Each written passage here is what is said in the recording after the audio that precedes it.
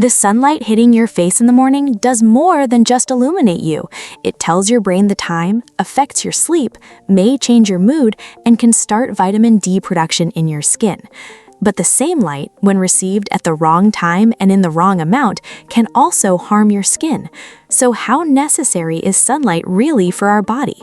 The purpose of this video is not to say the more sun, the better. On the contrary, we will talk about why sunlight may be necessary, where it appears to be beneficial, where it is exaggerated, and why a balanced approach is needed.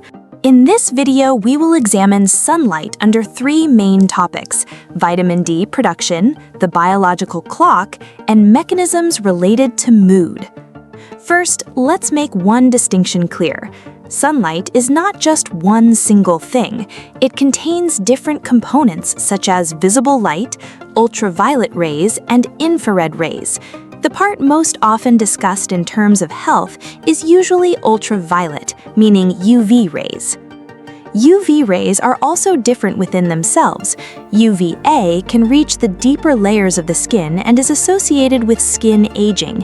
UVB plays a more direct role in vitamin D production, but it is also part of the risk of sunburn and DNA damage. For this reason, sunlight is a two-sided subject. Too little of it may be associated with low vitamin D levels or disruption of biological rhythm in some people.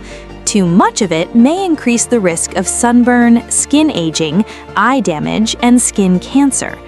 As we will see shortly, one of the most important effects of sunlight actually begins not in your skin, but in your brain through your eyes. Our main question will be this: which systems in our body is sunlight related to, and how can we understand this relationship without exaggerating it? When sunlight is mentioned, the first topic that usually comes to mind is vitamin D. The reason is simple: our body can produce some vitamin D in the skin. Vitamin D plays a role especially in the balance of calcium and phosphorus. These minerals are important for bone health. For this reason, vitamin D deficiency is associated with problems such as rickets, especially in children, and softening of the bones in adults. But the important point here is this: vitamin D level is not determined only by the sun. Nutrition, supplement use, absorption problems, and liver and kidney health are also part of this process.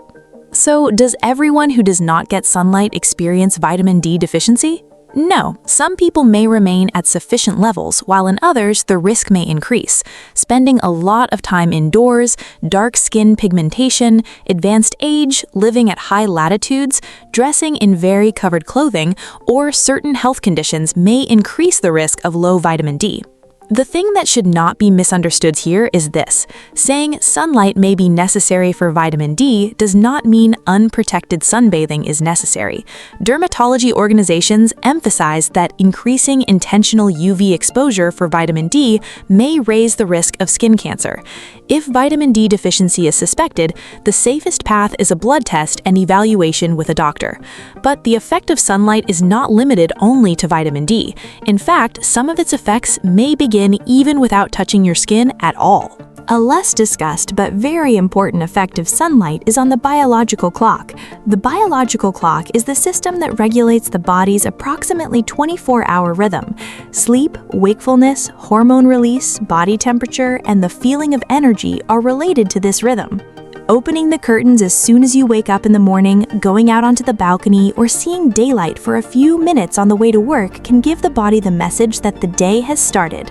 Morning light is detected by light-sensitive cells in the eye. This signal is transmitted to the suprachiasmatic nucleus, the main clock region in the brain. The timing of rhythm-related hormones, such as melatonin and cortisol, may be affected. A person may experience a more regular sleep-wake cycle. What matters here is not only getting light, the timing of the light also matters. Bright, natural light received in the morning may help the biological clock become earlier and more regular in many people. Looking at a bright phone screen before going to bed at night, however, may delay the brain's darkness signal. That is why a person may have difficulty falling asleep even if they are tired. For this reason, we cannot put morning daylight and nighttime screen light in the same category. Both may be light, but the timing message for the body is different. While light coming in the morning says the day has started, intense light coming at night may delay the brain's darkness signal. The effect of light on circadian rhythm has a strong biological basis. Human studies have shown that morning light is related to sleep timing and rhythm regulation. However, individual sleep problems cannot be explained only by sunlight. Stress, caffeine, shift work, illnesses, and sleep hygiene are also influential. Sunlight is not only something that reaches the skin, it is also a time signal that reaches the eyes. Daytime light and nighttime darkness are among the most basic rhythms the body expects. Many people feel more energetic on sunny days. This may not be only a psychological association. However, the mechanism is complex. It is also thought that bright light may be related to some neurochemical systems in the brain. Studies on serotonin, melatonin, and vitamin D are frequently mentioned in this field. But caution is needed here. Definite statements such as, "the sun increases serotonin, therefore it solves depression," are scientifically too assertive. The biological signal received from sunlight by someone who works in a closed office all day and goes outside only in the evening may not be the same as the signal received by someone who goes outside briefly in the morning. Some observational studies have found an association between greater exposure to daytime light and better mood indicators or lower levels of depressive symptoms. However, observational studies are not proof of cause and effect. A person who goes out into the sun may also be moving more, having social contact outdoors, or sleeping more regularly. Sunlight, especially in the morning and daytime hours, may be related to mood through the sleep-wake rhythm and the feeling of energy, but it should not be presented as a solution on its own for mental health problems. One of the most exaggerated areas about sunlight is the topic of general health. On the internet, it is possible to see claims that the sun strengthens immunity, speeds up metabolism, and is good for almost every problem. The scientific picture should be read more carefully. Vitamin D may play a role in the way immune cells function. In other words, it may be related to the body's response to microbes and inflammatory processes. But this does not lead to the conclusion that more sun equals stronger immunity, because the immune system is not managed by a single vitamin. Sleep, nutrition, age, stress, infection history, vaccines, and chronic diseases are also important. Similarly, there is research on metabolism and cardiovascular health. Some studies have found an association between low vitamin D levels and various disease risks. However, low vitamin D can sometimes be not the cause, but the result or an accompanying sign. For example, people with chronic illness may go outside less.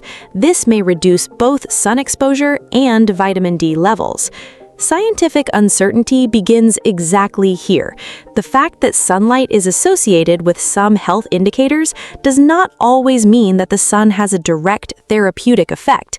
Light, movement, open air, social contact, and sleep patterns often change together. The first misconception, the more sun, the better. This is not true. UV rays can cause DNA damage in the skin. In the short term, sunburn may occur. In the long term, the risk of skin aging and skin cancer may increase. The eyes can also be affected by UV rays. The second misconception, you should not use sunscreen for vitamin D. This is also not true as a generalization. In real life, sunscreen use may not always dramatically reduce vitamin D levels. Also, vitamin D can be obtained not only from the sun, but also from foods and, when necessary, from supplements under medical supervision. The third misconception, tanning is a sign of healthy sun exposure. Tanning is actually one of the skin's defense responses to UV damage. Therefore, a tan is not automatically a sign of health. The fourth limitation, there is no single sun rule for everyone. A fair-skinned person and a dark-skinned person do not respond to UV in the same way. In northern countries, UVB may be lower in winter. Some medications may increase sensitivity to light. General recommendations may not be enough for people with a history of skin cancer, immune suppression, or special health conditions. In summary, your body may need sunlight for several reasons. First, UVB rays may start the vitamin D production process in the skin. This is especially important for bone mineral health. Second, morning and daytime light gives a time signal to the biological clock. This signal is related to the sleep-wake rhythm, melatonin timing, and daytime alertness. Third, sunlight may be connected to mood and the feeling of energy, but this effect is not miraculous on its own. It should be evaluated together with factors such as sleep, movement, the outdoor environment, and social life. Sunlight is not unnecessary for the body, but unlimited and unprotected sunbathing is not a healthy strategy either.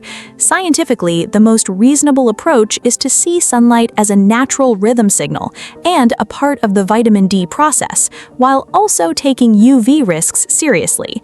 If you have frequent fatigue, bone pain, sleep problems, or a suspicion of vitamin D deficiency, it would be safer to consult a health professional instead of trying to solve it on your own by sunbathing. In your opinion, what is missing most in your daily life? Morning light, regular sleep, or time spent outdoors? For scientific and understandable health content like this, don't forget to like the video and subscribe to the channel.